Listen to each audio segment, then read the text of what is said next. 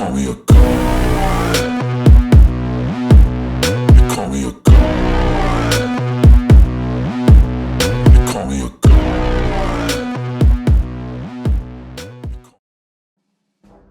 The ammunition of 105mm size towed artillery mainly consists of two parts, the projectile and cartridge case.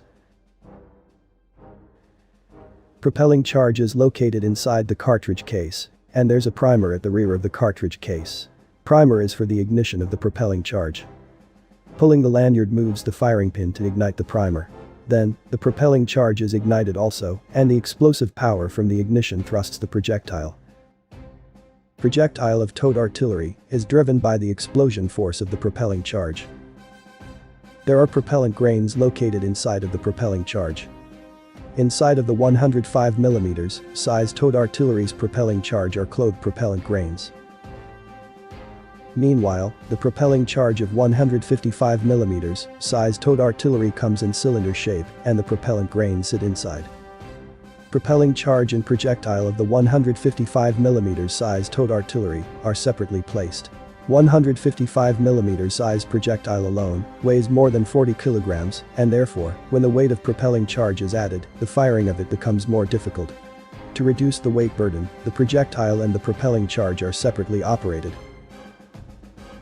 In the case of the 155mm size towed artillery, projectile is placed first, and then the propelling charge is placed next. After placing the primer in, move the firing mechanism. When we draw the lanyard out, primer is ignited by the firing mechanism. In turn, the flame of a primer ignites the propelling charge. All the propelling charges are combusted with the explosion, so that there's nothing left inside of the powder chamber. To fully utilize the power of gas explosion, we need to make sure that the powder chamber is sealed tight. The bullet left from the power chamber passed through the bore. The bore sets the direction of the bullet to make sure the bullet flies toward the intended target. Also, the rifling makes the bullet spin. Spinning bullet can minimize the disturbance induced by air resistance so that it can go straight toward the target without wobbling or flipping. There's a belt-shaped band called rotating band. The rotating band is made of copper alloy which is softer than the inner wall of the bore. The diameter of the rotating band is slightly bigger than that of the bore. Therefore, the rotating bore gets pushed inside of the bore and is geared into the rifling and rotates along the rifling. When projectile is fired, its surface receives air resistance. Therefore, the frontal part of the projectile should be designed in ways that could minimize the air resistance. The turbulence occurring at the back side of the projectile also interrupts the movement of the projectile. To minimize the occurrence of turbulence, the rear part of the projectile are designed with slopes. A towed artillery is used to attack various kinds of targets, including buildings, vehicles and enemy troops. Since these targets vary in thickness or material, different types of projectiles are utilized.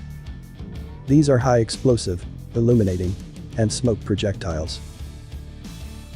The most common type of projectile is the high explosive type. There's TNT explosive in it. The whole 155mm size projectile weighs more than 40 kilograms, and the weight of TNT is about 7 kilograms. Generally, the weight of the projectile is on par with the weight of the body. When the explosive goes off, the body splits into 2,000 particles and scatters. Due to the heavy air turbulence that follows the explosion, the metal splinters cause serious damage. The casualty radius is about 50 meters. The in-range of 155mm high explosive is about 18 kilometers. There's rocket assistant propelled projectile, which has a more extended range of shot with the help of the rocket motor placed at the rear of the projectile. Since the RAP is large and heavy, a propelling charge with reinforced explosive power is used. In range of the RAP is about 30 kilometers wide, but it has disadvantage of having a weak warhead. The high explosive used in 105mm towed artillery weighs about 19 kilograms, while the projectile alone, excluding the weight of the cartridge case, is about 15 kilograms. There's 2.1 kilograms of TNT in it, and the casualty range is about 15 meters. The in-range is about 11 kilometers. This is a 105mm sized white phosphorus smoke bomb. When the buster explodes by the fuse, the burst of the body scatters white phosphorus in it. And when the white phosphorus contacts the air, it creates heavy white smoke cloud. The white phosphorus is also used in the illuminating and the incendiary bomb. This is a 155mm sized illuminating bomb. The luminary and the parachute are inside the bomb. When the rear part of the projectile is thrown off upon launch, parachute spreads out and the luminary is set aflame. The luminary is used as lighting at war during nighttime or at times of low visibility. This is a 155mm incendiary ammunition. The incendiary ammunition is the type of bomb that inflicts damage with flame. The flaming power of the bomb is strong so that it's not easy to extinguish the fire. However, in consideration of the potential damage to civilians and environment, it is generally avoided at war. Family of scatterable mines is a bomb that scatters a large number of mines. One type of it is an anti-personnel mine, and the other one is an anti-tank mine. To look at the former, a DAM is shipped by 155mm sized projectile and contains 36 anti-personnel mines. When the projectile is fired, the mines are scattered in the target area. On the other hand, RAAMS mine is shipped by 155mm sized projectile and contains 9 anti-tank mines in it. The projectile is fired and the mines are spread out in the targeted area.